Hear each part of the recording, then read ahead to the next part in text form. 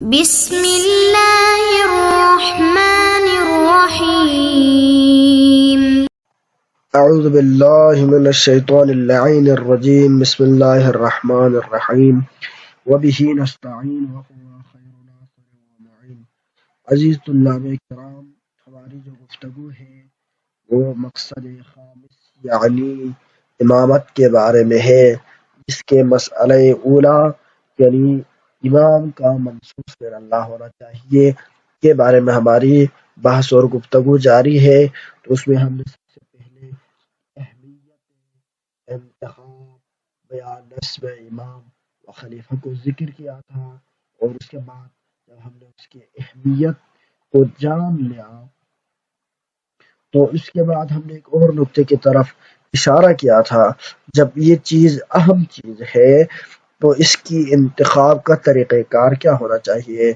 اس کے انتخاب کا حق کسی امت کے گروہ کو، جس کو ہم اجماع نام دے دیں، یا کوئی اور فرد یا کچھ خاص گروہ لا کے اپنے پسند سے کسی کو انتخاب کرے، یہ حق ہے یا یہ حق نہیں ہے، بلکہ انتخاب کے لیے ضروری ہے کہ اللہ تعالیٰ کی طرف سے ہو، خود رسول منتخب کرے۔ تو یہ ہماری گفتگو چل رہی تھی، تو اس کے بارے میں ہم ادلہ کو ذکر کر رہے تھے۔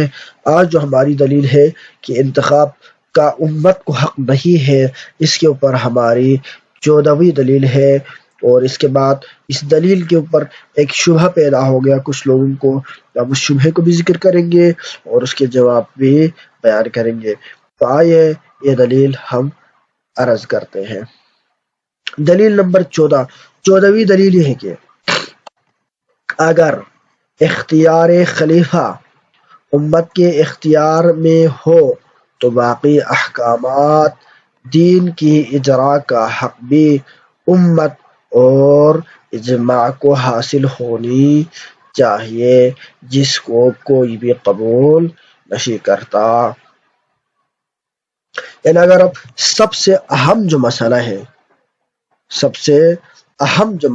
ہے اس میں اگر آپ اس چیز کے اختیار ہو جائے کہ خلیفہ اس کا انتخاب کر سکتے ہیں، تو اس صورت میں باقی احکامات کا بھی انتخاب، باقی احکامات میں بھی لوگوں کو یہ حق حاصل ہونا چاہیے کہ لوگ یعنی باقی احکامات جاری کرے، اپنے من پسند سے اجماع سے احکامات بیان کرے، احکامات پیدا کرے، ان کی توضیح کرے، ان کو اجرا کرے۔ حالانکہ کوئی بھی کسی ایک مسئلے میں اس نظریے کے قائل نہیں کہ لوگوں کو خود سے احکام بنانے کا حق ہے اور خود اس کو جاری کرنے کا حق ہے، اس نظریے کے کوئی بھی قائل نہیں ہے۔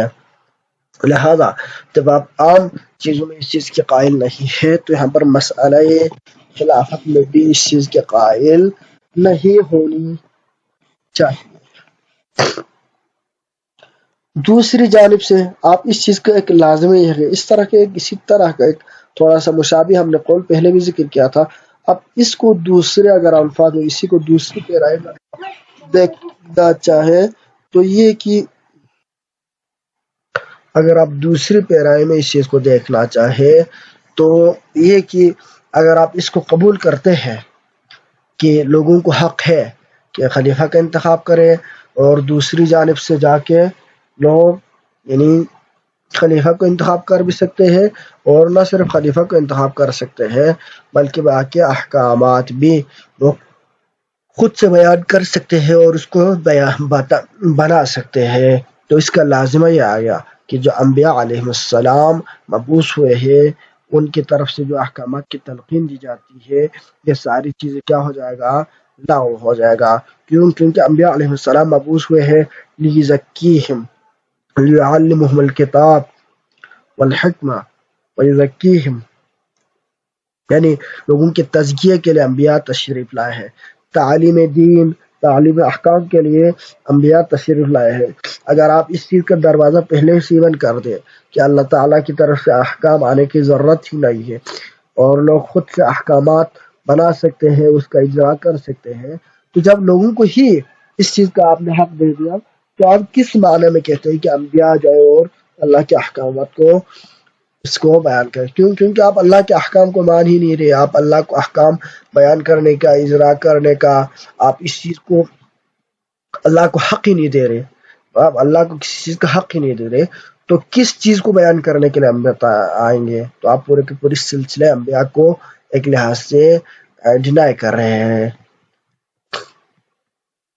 تو آپ ایک عام سی چیز کو بچانے کے لیے اتنے سارے نقصانات اٹھانا لازم آئے گا، یہ کسی عاقل اور قابل فہم صاحب بصیرت اور عقل سلیم والے کے لیے ممکن نہیں ہے۔ لہذا آپ کو یہ ماننا پڑے گا، لہذا ہمیں یہ ماننا پڑے گا کہ ایک ہی راہ ہے، وہ راہ کیا ہے؟ وہ ہے کہ ہم اس کو منصوص من اللہ سمجھے، اور کہ نسب امام، نسب خلیفہ ہمارے بس کی بات نہیں ہے، بلکہ اس کو نصب کرنے کا جو واحد راہ ہے، واحد جو طریقہ کار ہے، وہ اللہ تعالیٰ ہی کی طرف سے ہونی چاہیے، اور اللہ تعالیٰ ہی اس کا انتخاب کرے گا۔ لہذا ہمیں یہ کیا ہوگا؟ ماننا پڑے گا۔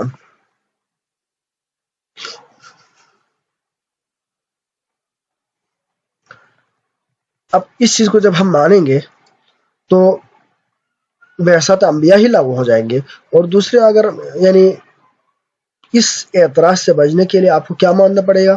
آپ کو یہ ماننا پڑے گا کہ یہ جو مسئلہ خلافت ہے یہ بھی اللہ تعالیٰ ہی کی طرف سے انتخاب ہونی چاہیے، اور اللہ تعالیٰ ہی کو یہ حق ہے کہ اللہ تعالیٰ اپنا خلیفہ خود سے منتخب کرے، اور لوگوں کو اس طرح کی کسی چیز میں کوئی حق نہیں ہے۔ پھر ایک شبہ پیش آیا، اور اس شبہ کو دفع کرنے کے لیے ہم نے جواب پیش کیے۔ شبہ یہ کہ کہتے کہ امام جماعت کی تقربی کا حق امت کو حاصل ہے، جس پر بہت سارے احکامات مترتب ہوتے ہیں۔ مثلا جب آپ امام کے ساتھ جماعت نماز پڑھتے ہیں تو آپ الحمد سورہ نہیں پڑھتے، امام پڑھتے، آپ نہیں پڑھتے۔ باقی تمام جو اذکار ہے وہ آپ امام کے ساتھ تکرار کرتے ہیں۔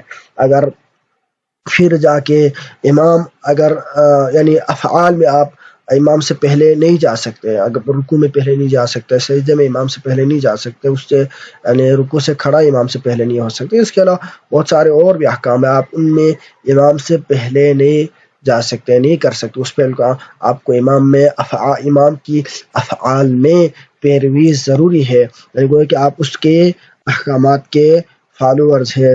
اور اس طرح سے اگر معموم کو شک ہو جائے تو یہ امام کے اوپر مترتب نہیں ہوتا ہے، اور اسی طرح امام کو اگر کسی مسئلے میں شک ہو جائے تو معموم کے لیے اگر معموم کو یاد ہو تو اس کے حق میں مسئلہ یہ سہو کا لازم نہیں آتا۔ اس کے علاوہ بہت سارے اور بھی احکامات جو کہ جماعت میں ہم پڑھتے ہیں، تو ان تمام احکامات کو پیش نظر رکھتے ہوئے آپ یہ فیصلہ کر سکتے ہیں کہ ایک اہم مسئلہ ہے جماعت کا، اس میں امت کو یہ حق حاصل ہے کہ امت جا کے کیا کرے؟ اس امام کو انتخاب کرے، اور یہ کیا ہے؟ یہ دینی حکم بھی ہے۔ یعنی نماز ایک اہم مسئلہ ہے، نماز ایک اہم مسئلہ ہے، اور اس کی اہمیت کا اس سے اندازہ لگایا جا سکتا ہے کہ اگر کوئی بندہ سرے سے اس کا منکر ہو جائے تو وہ اسلام و ایمان سے خارج ہو جاتا ہے۔ تو اتنا سنگین اور اہم مسئلہ جو اسلام میں ہے، اس مسئلے کی یعنی جو اہمیت ہے، اس کی نوعیت کو آپ دیکھ کے، یعنی جو دین کی الصلاۃ عمود الدین، نماز دین کا ستون ہے، اس کے علاوہ بہت سارے اور بھی چیزیں، یہاں پیغمبر اکرم صلی اللہ علیہ وآلہ وسلم کو جو فرمان ہے کہ الصلاۃ قرۃ عینی، کہ نماز میری آنکھ کی ٹھنڈک ہے۔ اس کے علاوہ بہت سارے اور، یا امام صادق علیہ السلام کا جو فرمان ہے کہ لا تنال شفاعت من استحق الصلاۃ، یا اس کے علاوہ کتب فریقین میں آپ دیکھیں تو نماز کے اوپر آپ کو بڑی بڑی سینکڑوں کتابیں ہی مستقل اس کے اوپر مل جائے گی۔ تو اس تمام احکامات کو منحصر کیا کہ جماعت میں، اور جماعت میں بہت سارے احکامات تبدیل ہو جاتی ہے، بہت ساری تخفیفات آ جاتی ہے، بہت ساری سہولیات مل جاتی ہے۔ تو جب یہ ساری چیزیں ایک دینی مسئلہ ہے، ایک اہم موضوع ہے، تو اس میں انتخاب کا حق امت کو اللہ تعالیٰ نے دیا ہے۔ جب ایک شاہد آپ کو مل جائے تو یعنی کسی چیز کا موجود ہونا اس کے اوپر ادل دلیل ہے، یہ ایک مشہور قول ہے، ایک مشہور فارمولہ ہے. تو یہ آپ کو دینی مسائل میں، دینی مکتب میں آپ کو ایک شاہد جب مل رہے تو یہی بہترین دلیل ہے، اور آپ کو مزید دلیل کی ضرورت نہیں ہے. لہٰذا دینی احکام ہم خود سے بنا سکتے ہیں. جب یہ بنا سکتے ہیں تو مسئلہ خلافت بھی بنا سکتے ہیں. یعنی ان کا یہ شبہ ہے کہ لہذا اسی طرح نصب امام کا حق بھی امت کو ہونی چاہیے. یہ ان کا موقف ہے. تو اس کو ہم جواب دیں گے. جواب اس طرح دیں گے کہ امام جماعت اور مطلق خلیفہ میں بڑا فرق ہے.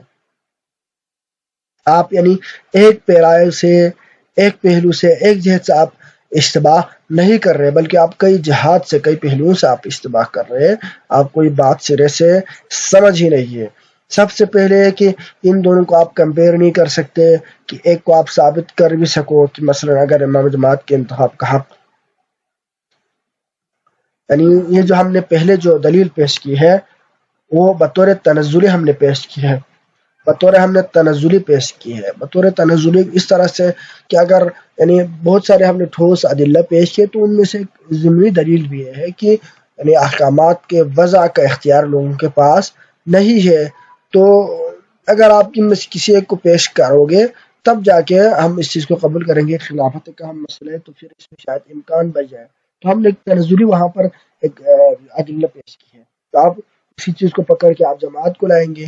تو اگر آپ جماعت میں اس چیز کو ثابت کر بھی سکیں گے، پھر بھی آپ خلافت میں اس چیز کو یعنی لوگوں کی طرف سے انتخاب کو ثابت کرنے کے لیے آپ کو مزید ٹھوس بہت سارے ادلہ کی ضرورت رہے گی. پہلی بات یہ ہے یعنی امامت اور مطلق خلافت میں بہت بڑا فرق ہے. کیونکہ امام جماعت کسی کو سپرد کوئی حکم شرعی نہیں ہے، نہ امام حاکم بر معمومین ہے. یہ ایک بندہ ہوتا ہے، وہ آگے جاتے ہیں آدھا گھنٹہ 5 منٹ 10 منٹ آگے بیٹھتا، نماز پڑھتے چلا جاتا ہے، پھر اس کے بعد دوسرا دن کو اور بندہ آ جاتا ہے، یا چل وہی بندہ آتا رہے، پھر بھی وہ نماز کے ٹائم تک محدود ہوتا ہے. باقی احکامات، باقی شریعت کی حکموں میں وہ حاکم اور والی نہیں ہوتا لوگوں کے اوپر، اس کو ولایت علی المؤمنین حاصل نہیں ہے. لہذا اس کے اوپر شرعی احکامات اس کو حاصل نہیں ہے، شرعی احکامات اس کو اختیار نہیں ہے، نہ ان کو لوگوں اور مومنین پر، ان کی مال جان پر اس کو ولایت حاصل ہے. تو لہذا ان دونوں میں زمین و آسمان کا فرق ہے. جبکہ ایک خلیفہ ہوتا ہے اس کے پاس مال امام آتا ہے، مال سادات آتا ہے، اس کے علاوہ اور بھی بہت ساری چیزیں، پوری بیت المال اس کے ہاتھ میں ہوتا ہے، اور اس کی ذمہ داریاں ہوتی ہیں کہ اس کو صحیح مصرف میں صرف کیا جائے، لوگوں کی جانوں کی تحفظ دی جائے. اس کے علاوہ بہت ساری شرعی احکامات کا اختیار کس کے پاس ہوتا ہے؟ اس کے پاس ہوتا ہے. جبکہ امام جماعت کو کسی قسم کی حکومت، اجراء احکام الہی کا حق حاصل نہیں ہے. یہ صرف شوکت و اجتماع مؤمنین کے لیے ہے کہ لوگوں کو اجتماع کرے، جمع کیا جائے اور ان سے نماز پڑھوائی جائے، تاکہ لوگوں کو ان کے امن اور اتفاق کا بہترین مظاہرہ ہو جائے. تو لہذا اس میں دو چیزیں سمجھنے کی ضرورت ہے. ایک چیز یہ کہ یہ امام جماعت اور اس دونوں میں فرق ہے. یعنی امام جماعت جو ہے اس کے پاس حکومت نہیں ہے، ولایت نہیں ہے، اختیارات نہیں ہے، ایک محدود ہے، ایک مسجد تک ہے، ایک منبر و محراب تک ہے، ایک خاص جگہ تک ہے، اس کو کسی بھی وقت اس کو معزول کیا جا سکتا ہے. دوسرا پہلو یہ ہے کہ یہاں پر بھی آپ اشتباہ کر رہے ہیں کہ لوگوں کو امام جماعت کے انتخاب کا حق ہے یا معیار لوگ بیان کر سکتے ہیں. یہ آپ کا نظریہ ہی غلط ہے. کیونکہ شرائط اور معیارات اللہ تعالیٰ نے بیان کیے ہیں کہ فلانا عادل ہو، یا عمومی طور پر جو کتب میں جو اس کی شرائط میں عادل ہو، مکتب تشیع کے ہاں عادل ہونی چاہیے امام کا. پھر عادل کے بعد اس کی قرات صحیح ہو، تاکہ وہ صحیح طرح سے قرات کرے اور نماز دوسروں کی باطل نہ کرے. اور تیسری چیز جو اس کے اندر شرط ہے وہ یہ ہے کہ وہ صحیح تلفظ کا وہ اس کی قرات صحیح ہو، اور پھر جا کے تیسری چیز جو احکام نماز کے بنیادی احکامات کو جانتے ہو، یعنی عالم تھوڑا سا ہو، تاکہ نماز کے جو مسائل پیش آتے ہیں، شکیات پیش آتے ہیں، ان میں لوگوں کی صحیح رہنمائی کر سکے اور لوگوں کے نماز کو بطلان ہونے سے بچا لے. تو یہ 3 بنیادی شرائط پیش کی جاتی ہے امام جماعت کے لیے. تو یہ چھوٹے سے نارمل شرائط ہے، لیکن اس کے انتخاب میں کہ لوگوں کو اپنے اعتماد کے ساتھ ان کو معاشرے میں لوگوں کو کچھ نہ کچھ اندازہ ہو جاتا ہے تو کہ ان میں سے اچھے بندے کو انتخاب کرنے کے لیے یہ تھوڑا سا اس کے لیے اختیار دیا گیا ہے کہ وہ انتخاب کرے کہ فلانا یہ بندہ عادل ہے یا نہیں. یہ بندے کے اختیار میں نہیں کہ فلانا عادل ہے یا نہیں، خود سے کسی بندے کو عادل، اور یہ خود اپنے طرف سے وضع کرنے کا لوگوں کو حق نہیں، صرف جو ہے ان کو پہچاننے کا لوگوں کو حق. لہٰذا آپ ان دونوں میں اشتباہ نہ کریں، وضع کا کسی بھی صورت لوگوں کو اختیار حاصل نہیں ہے. صلی اللہ علیہ وسلم محمد علیہ الطیبین الطاہرین.